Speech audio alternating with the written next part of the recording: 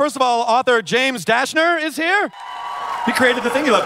Director Wes Ball is also here, playing Thomas Dylan O'Brien. Playing Brenda, Rosa Salazar. Playing, okay, good, you're coming on there. Ki-Hong Lee, as Newt, Thomas Brodie Sangster, and then as Jorge, Giancarlo Esposito.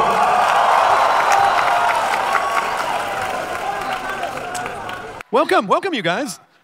So let's first of all, congratulations to you. Well done, sir. Thank you. Are you? Is it seeing it ripped off the page and putting it up on the screen? Is this what you envisioned? It's the highlight of my career, man. I'm enjoying every minute of it. They do all the hard work. I just sit back and watch. Nice, Wes.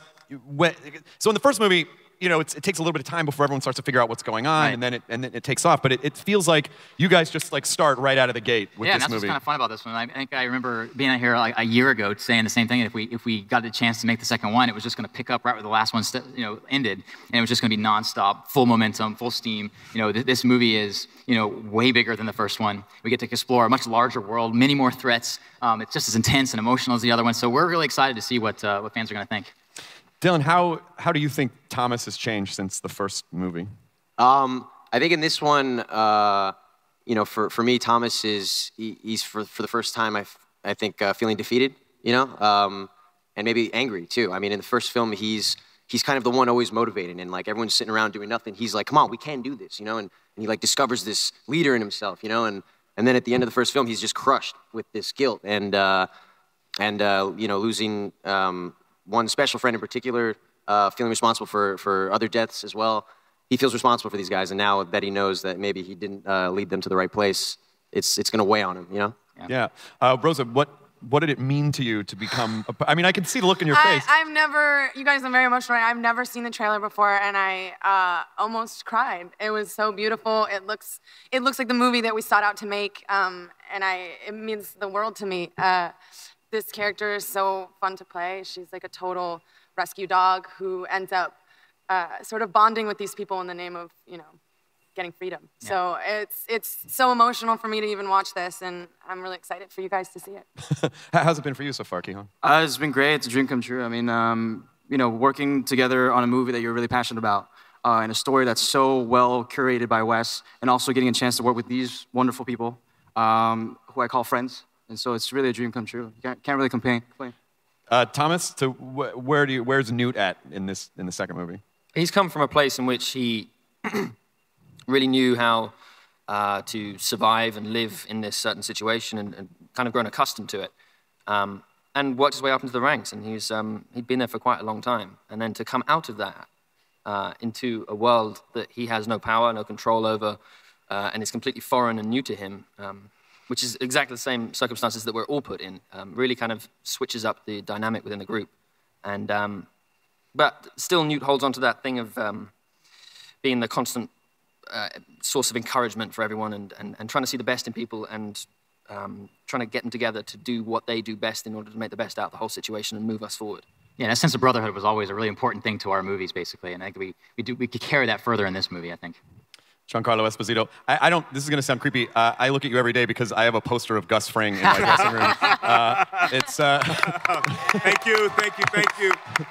Someone did a depiction of Gus Fring moments after the thing. Oh, it's been a while. You die. I have very good doctors. And you're holding a teddy bear, and it's this artist's depiction. You're right next to my dressing room every day. I see your face. It's so wonderful. I see half of your face every day. It's an honor to be associated with such a great show and to have the opportunity to do that. And it's as great an honor to be a part of this film, Maze Runner. It's explosive, and I play a character named Jorge, who is equally as explosive as Gus Fring, with probably a little bit more of a heart. This is a film that everyone should be getting excited about, because it's not only about action, it's about humanity, it's about families sticking together to pull each other out.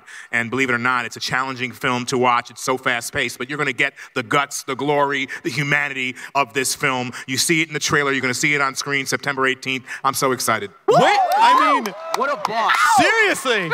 He is the man. First of all, we're all just like nervous answering up here. Oh no! And a big crowd. Yeah, you told me I had very little time. Well, first of all, way to keep me on track, because I'm like, remember when you were Gus Fring? And then I mean, and you September wove 18th. it in so Everyone asked me, gorgeously. what role do you love the best that you're playing? I said, it's the role I'm playing right now. Yeah, it's my Jorge favorite. right now in Maze this Runner, movie. That's why we cast him.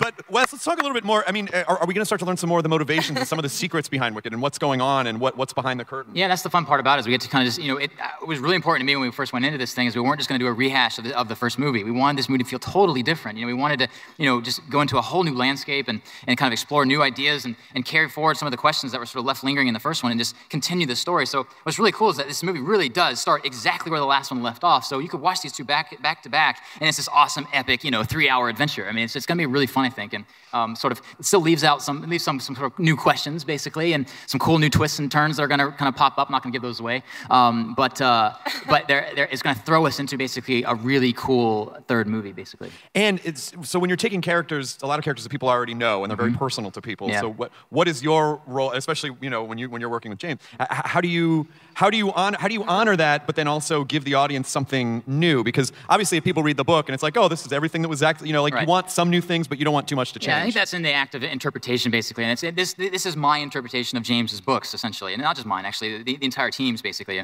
I mean, when it comes to these characters, I mean, we all have our discussions. We talk about who they are and what role they need to serve the narrative, and then I let them go. I let them do their thing, and that's what makes it feel real. It makes it feel spontaneous, and doesn't have this kind of, paint by numbers approach. I think that was something that was really kind of charming about the first movie, is that there was an authenticity to it. There was a realness to it, kind of something grounded about it, and I think we tried to really contain that in this movie in a big way. So.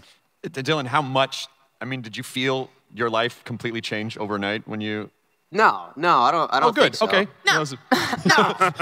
No, leave me alone. Yeah. I want to defer to. I want one of you guys to answer my questions for me. I'll just, Giancarlo, did Dylan's life change overnight? This guy is amazing. He's like the bionic man on set. I mean, he has so much energy and so committed. It's all through. You really are. He tumbles, he jumps, he runs, and he looks you right in the eye, and he plays the scene. It's been one of my favorite films to do. I've been doing this for 50 years, and this cast is committed. Yeah. Truly committed. I'm really. Giancarlo. The same goes for Giancarlo, by the way. This is what I got to work with every day. It's fantastic. Giancarlo, what were Rose's motivations for playing? Giancarlo. Look at me. I'd love to talk about some of the new threats, Wes. Like some of the, because I know that this world is going to be more expansive and broader, obviously, than the last one. Like I said, it's almost a different genre of a movie, basically. And I mean, one of our main threats in this movie are these things called the cranks. And it's something we set up in the first movie. You start to see that there is a virus that's kind of infected the world and is ravaging these people of the world. And these kids are kind of important to sort of uncovering how to solve this big issue. It's kind of a big giant threat in the world. And so it was a really fun challenge to try to visually come up with something for these cranks, these things that James described, these infected people. And throughout the entire movie, you see these different stages of cranks, people that are just starting to get infected, all the way to people that are really far gone. And they're pretty terrifying. I mean, we have a little bit of a horror movie on our hands here, which is kind of fun. It's our new monster in this movie. And it's a little bit more, it's got a little bit more teeth this time. In fact, I think we might have something to show. Oh, yeah. What the? Segue. No. What? Oh. What? So, a lot of fans are waiting to see these cranks, and what you're going to see here is a little clip that kind of shows off what the kind of, the really scary monsters in our movie is.